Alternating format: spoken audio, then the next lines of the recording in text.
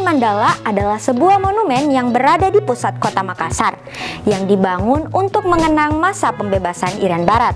Apa saja sih fakta di balik bangunan Monumen Mandala? Yuk simak! Yang pertama, berdiri di atas lahan seluas kurang lebih 1 hektar, pembangunan Monumen Mandala dimulai pada tahun 1994 yang diprakarsai oleh Haji Adli Zainal Basri, Palaguna Gubernur Sulawesi Selatan saat itu. Dan peletakan batu pertama yang dilakukan pada tanggal 11 Januari 1994 oleh Susilo Sudirman, Menteri Koordinator Politik dan Keamanan saat itu, yang kemudian diresmikan oleh Presiden Republik Indonesia Bapak Soeharto pada tanggal 19 Desember 1996 guna mengenang sejarah pembebasan Irian Barat pada tahun 1962. Mau tahu nggak? Ternyata pembangunan Monumen Mandala menggunakan dana APBD Sulsel tahun 1994 senilai 75 miliar rupiah. Bangunan Monumen Mandala ini berbentuk segitiga sama sisi, yang dimana bentuk ini merupakan simbol dari Trikora. Apa sih Trikora itu? Trikora atau Trikomando Rakyat adalah operasi militer yang dilancarkan Indonesia untuk melawan pendudukan Belanda di Irian Barat atau yang sekarang kita sebut Papua. Operasi ini dimulai pada bulan Desember 1961 dan berakhir pada bulan Agustus 1962. Mau tahu nggak berapa prajurit Indonesia yang gugur dalam operasi Trikora ini? Ya, sebanyak 214 prajurit Indonesia gugur dalam operasi Trikora ini loh.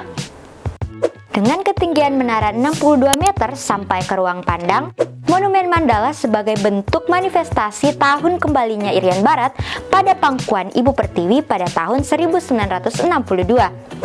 Ukiran lidah api pada bagian bawah Monumen Mandala melambangkan semangat perjuangan Trikora, sedangkan ukiran lidah api bagian atas melambangkan semangat yang tak pernah padam. Selanjutnya, kolam yang ada di sekeliling menara merupakan simbol kejernihan berpikir yang mutlak dimiliki dalam setiap perjuangan. Kamu tahu nggak? Ternyata pada bagian puncak Monumen Mandala juga terdapat sebuah arde yang berfungsi sebagai penangkal petir loh. Ini sekaligus dimaknakan sebagai simbol cita-cita tinggi yang hendak dicapai. Wah, keren banget ya!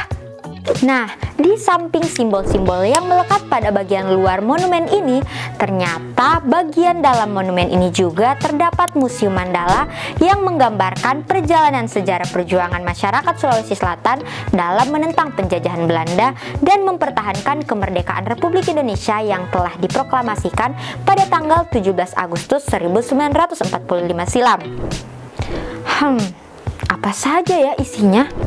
Pada lantai pertama, terdapat 12 miniatur 3 dimensi yang menggambarkan perjalanan sejarah perjuangan bangsa Indonesia di Pulau Sulawesi.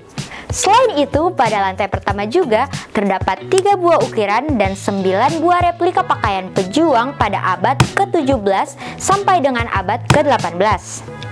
Nah, sekarang kita ke lantai kedua Monumen Mandala. Lantai ini berisikan 12 miniatur 3 dimensi dan 3 ukiran yang menceritakan tentang perjuangan bangsa dalam membebaskan Irian Barat. Lantai 3. Lantai ketiga Monumen Mandala merupakan ruang kerja Panglima Mandala yang di dalamnya terdapat peta Irian Barat, foto-foto persiapan pemberangkatan ke medan tugas di Irian Barat, tanda jabatan, dan pakaian yang dipakai pada saat operasi Mandala. Di lantai terakhir atau lantai 4 adalah ruang pandang yang berfungsi untuk melihat kota Makassar dari ketinggian. Wah, begitu banyak sejarah dan motivasi yang terkandung di balik bangunan Monumen Mandala ya. Jadi, kamu tertarik nggak ke Monumen Mandala?